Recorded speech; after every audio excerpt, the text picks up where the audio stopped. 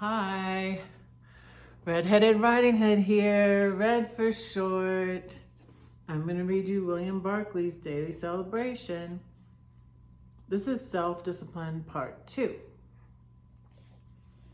One of the difficulties of the work of the ministry is that a man has no necessary office hours. There is no one but himself to see that he does his work, but there are certain things that he might well keep before his mind and his conscience. Is a scholar or a preacher going to accept a life in which he has to exercise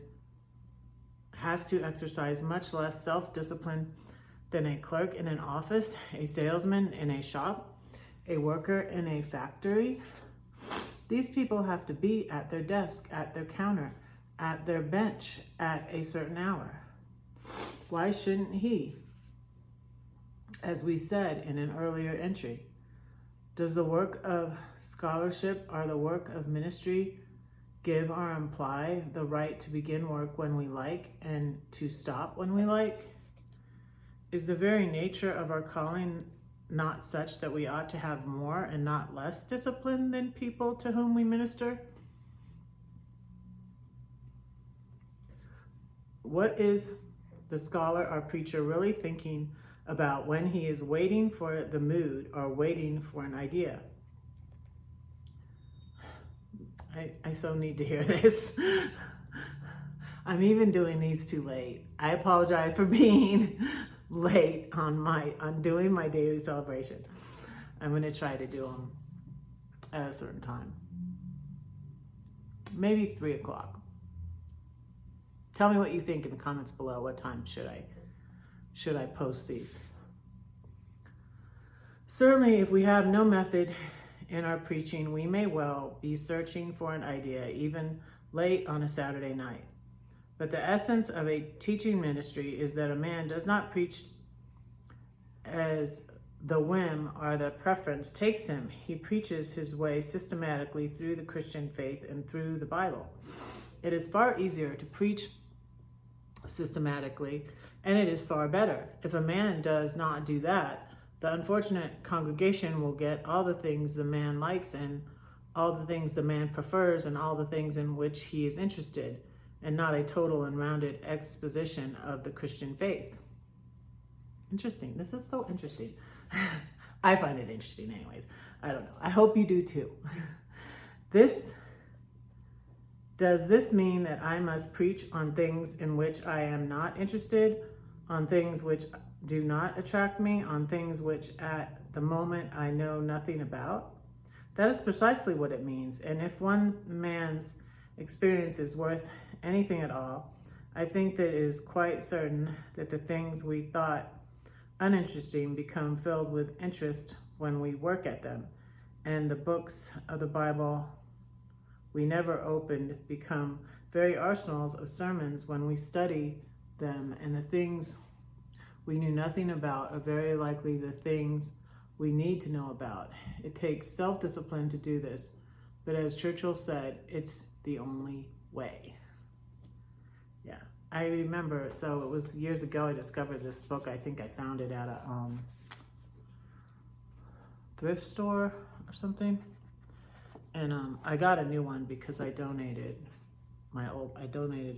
like 2,000 books. In Georgia, I had a library in the big house. When my oldest daughter moved out, I turned that room into a library.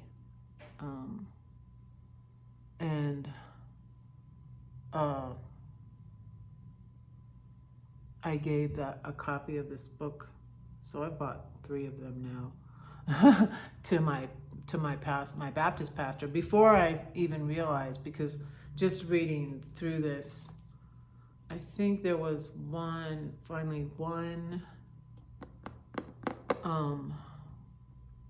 entry that gave me a clue to it, that he was a universalist and believed in the salvation of all.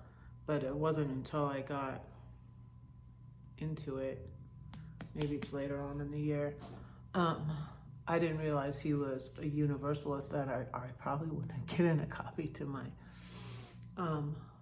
my Baptist pastor, but I did, and he didn't say anything because he probably knew he was a Universalist. But I remember I also had and this probably softened the deal. I wasn't like, here, read this book. My mom could be like that sometimes, and it turned people off. Here, read this book. You need to read this book. I wasn't like that. I actually had a paper from my son's, I think it was middle school, and I think it was his English teacher told him to write about like family traits, and my son wrote about my pastor, and his son is a pastor too, and he said they're both funny and they're both balding. and I thought it was cute and kind of sweet, and it was complimentary, really, except the balding part. but yeah, we went to both those guys for counseling. And I tried everything. Actually, the senior pastor at the last Baptist church I was at was the most helpful counselor, because he told me to read Living with a Passive Aggressive Man. So thanks, Brother Jerry. I still love you. I'm gonna let you go now. Don't say that no one cares for you, because I do, and God does too. Don't forget to pray for Red, because Red is praying for you. Bye.